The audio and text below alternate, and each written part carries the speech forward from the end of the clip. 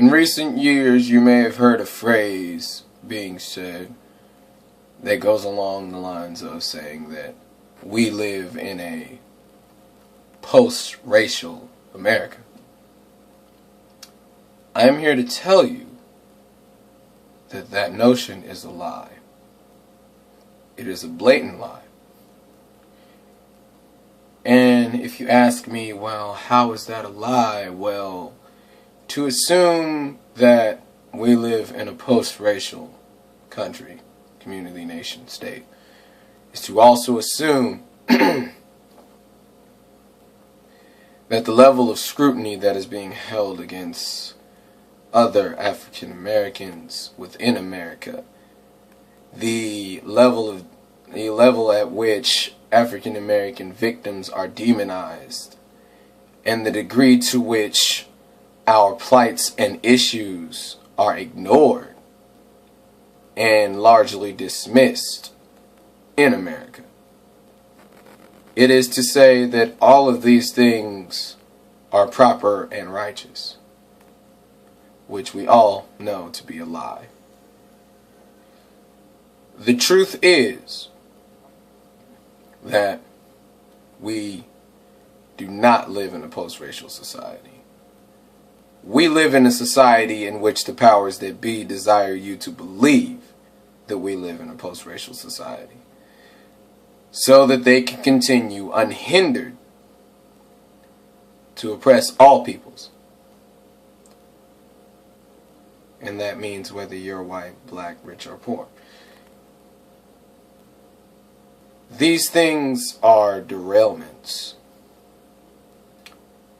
Just like whenever they discuss the issue or attempt to discuss the issue of cop killing, of cops killing urban teens or children, they immediately change the subject over to, well, black on black crime, the manufacture and sale of illicit drugs.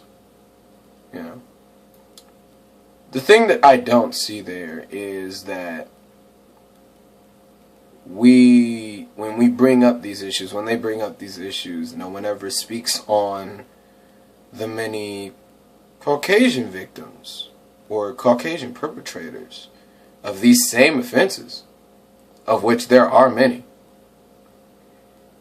Do remember that while you can talk about marijuana, cocaine, and heroin, there is also a prominent sale and distribution of methamphetamine, which is largely manufactured by various members of the white community all over the country. No one brings that up, though. See how that works? When it concerns violence, domestic or otherwise, there are various cases of Caucasian perpetrators and victims of domestic violence, of child neglect and abandonment, of the sale and the purchase of illicit drugs and possession of drugs. But see, that's not going to be discussed because to them that's not the relevant issue. To them the relevant issue is the one that they can utilize to refute and dismiss the real issues that we still have to face that have not yet been covered and that have been left uncovered since before the 60s.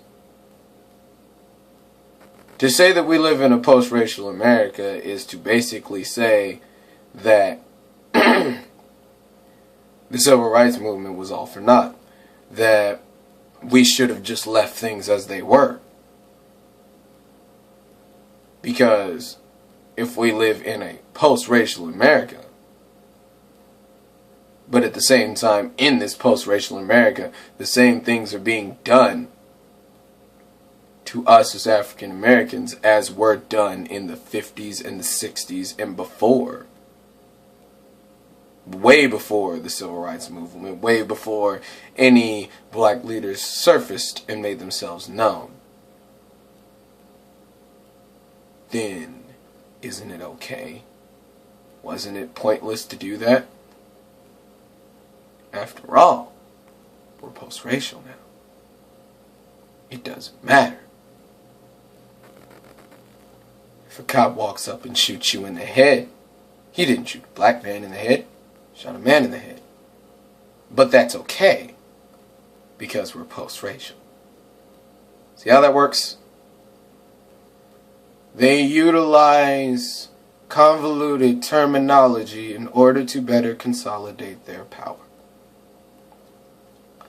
And then they also utilize the media to portray us as violent, abrasive, abusive, adulterous, money-hungry, power-hungry, narcotic-distributing monsters.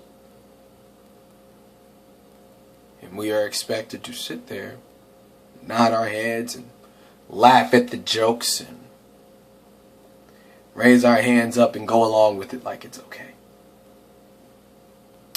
So, with all this being said, let me ask you, do you really, honestly believe, and I want you to really think about this, do we honestly live in a post-racial America?